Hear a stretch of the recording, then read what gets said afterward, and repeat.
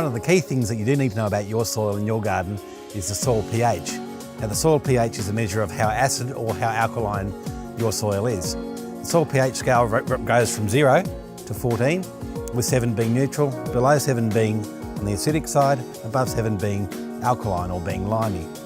Now the problem with pH is that if it's too far from neutral, that is too far from 7, then plants struggle to use nutrients that are in the soil, and you end up with problems just like this.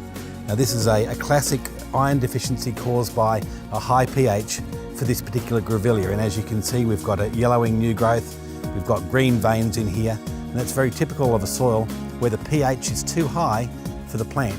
So what happens when the pH goes out of balance is that you end up with various kinds of nutritional problems just like this. Now to test the pH in your soil is really very straightforward. You can buy these simple soil pH kits. They're extremely inexpensive, about $15 or so now, and you take a sample from your garden and test the pH on that.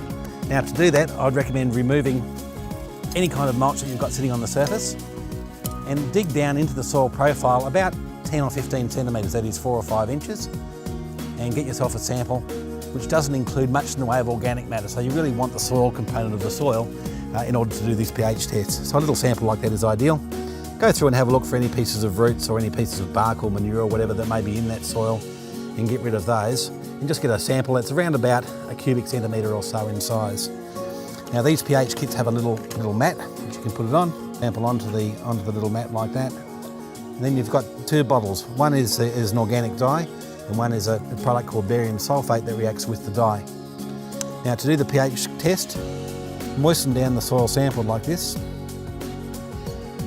Once you've got the soil sample nice and moist, use the barium sulfate, which is a powder, to react with that colorimetric dye.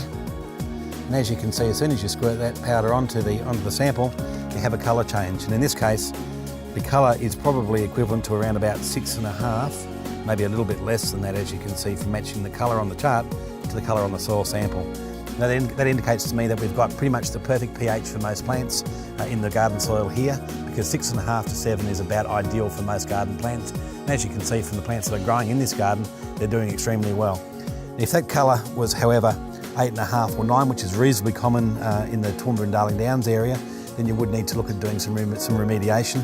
And in some areas it may even be down in the yellow or the lime green colour, and again you need to do something about that. Now to change the soil pH is really quite straightforward. If your soil is too alkaline, that is if it's above 7.5 or 8, I'd recommend using either sulphur, which you can buy like this, mix it through the soil, that will slowly drop the pH, or add organic matter or compost, and that will slowly bring the pH down. If your soil pH is too acidic, that is it's below probably about 5 or 4.5, you use dolomite lime, and that's readily available. It's a natural product which you can use with full confidence in organic gardens because it's extremely safe to do, and that will slowly bring the pH value up to correct that pH imbalance. In any case, if you don't know what your soil pH is and you've got plants that look like this, the first thing you should really do is do a soil pH test so that you know what you're dealing with.